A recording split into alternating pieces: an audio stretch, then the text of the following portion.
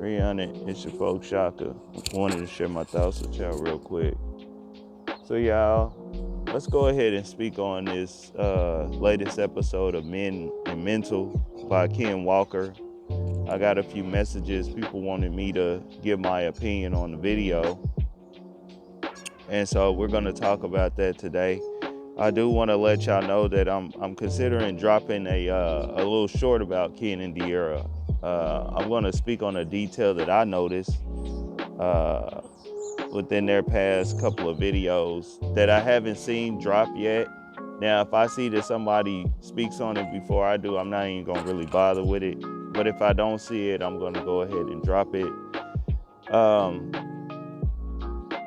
And so, yeah, y'all look for that. But let's just get into this. Now, the first thing I want to let y'all know is that I did like that he stated he's going to continue to do this men and mental thing. You know, I can say that his delivery is getting a little better.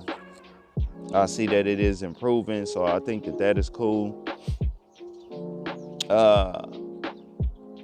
I did like that he stated in so many words that, look, you got to have the right kind of people around you. And I think that that should be stated in all aspects of life. You know what I'm saying? You got to have the right people around you. You know, not a bunch of yes people, but people who actually care about you. And so I like that he said that. But, you know, yeah, outside of that, I couldn't really attach to the message on this one. And if you've been following this little video channel, you've seen my review on his first video. And I kind of addressed a lot of the talking points that he is even speaking in here. Because it sounds like he's kind of rehashing some of the stuff that he said in the first video on Men and Mental. But like I've said before, or I've been saying, this whole idea that black men not being allowed to express themselves emotionally as to the reason we are dealing with the problems and not doing what we are supposed to be doing is three things, okay? It's a myth. I mean, number one, you know, like when he was saying stuff like black men being called weak when they want to go somewhere and express themselves, that's a myth. That doesn't really happen. You know what I'm saying? As a matter of fact, so-called black people are allowed to express themselves emotionally a little too much within the so-called black community, more so than any other group of people, okay? And that's just true, all right? I also believe that it's a deflection, because what it does is a lot of so-called black men, we get behind this message because it deflects from us focusing on what we really should be focused on. And I'm going to speak on this in a little bit here, just a minute on this video. But that's all it is. And then the last thing is it is divisive, man. And, you know, I say divisive because it's nothing but a clever way of blaming the other side, you know, and that's been a big thing. So-called black women pointing this way, so-called black men pointing the other way. And they like to keep that going, okay? The outside, the opposition. But this ain't nothing but a sophisticated way of so-called blaming black women. I know Ken does not mean to do this, okay? I know that he doesn't, but I mean, black women are in charge of 75 to 80% of black households. So if Ken's argument was legitimate, then logically people would make black women to blame for the state of so-called black men. All right.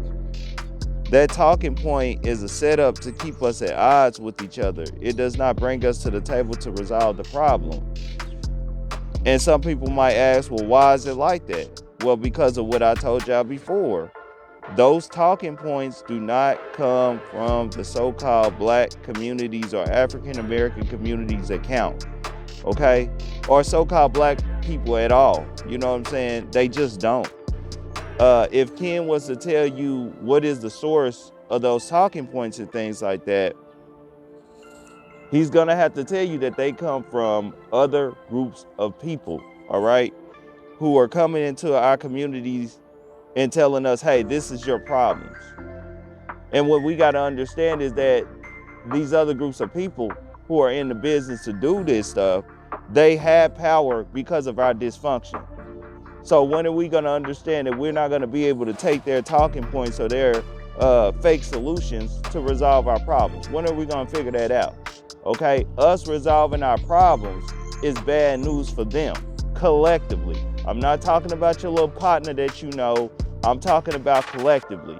And when you talk about collective, you got to look at the architects and the think tanks and stuff like that that are up front with these other groups of people. Can't be looking at your cool buddy that you're cool with and stuff like that. So yeah, in my opinion, black men rob with those talking points collectively, you know, because I really just think that Ken might be just running with what he's seen and things like that. But in my opinion, black men rob with those talking points collectively to avoid speaking about the problems so-called black men really have, which is our inability to look within ourselves and not being able to work and build with the brethren. You know, collectively, and this is just reality, this is the truth. Collectively, the black man in the West is probably the most jealous, most hateful group towards their own, okay? And our lack of established micro communities and cultures are a reflection of this, okay? It's just, there's like Bill Cosby say, proof in the pudding. Okay, even today, the so-called black woman is moving past the so-called black man economically and socially.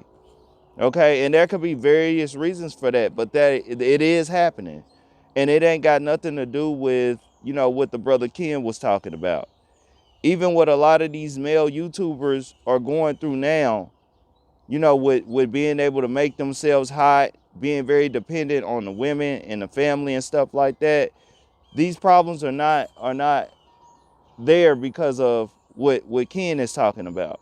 All right. And these are our major problems. These are the problems. Okay. And I will say this, if dudes like Brother Ken are going to be taken seriously and about speaking on black men and their issues, you're going to have to find yourself speaking on unpopular things that most people don't really like, okay? Because when you speak on the man, okay, the so-called black man, you're going to have to be speaking on about how a lot of the bullshit need to stop, okay? And you got to have a not give a fuck approach about that because it's not going to be the most popular thing. But what you're doing when you're speaking on a lot of the talking points that Ken is speaking on, it's just a popular thing. It doesn't really disrupt anything, you know, or anything like that. And why? Because it ain't our talking points, okay? It ain't there to resolve the problems. And so I'm gonna go ahead and leave it there, y'all. Y'all go ahead, comment below, like and dislike the information, but hit the sub button and the bell. We dropping shit y'all like. It's your folks, Shaka the Urban Philosopher. I'm out. It's 300.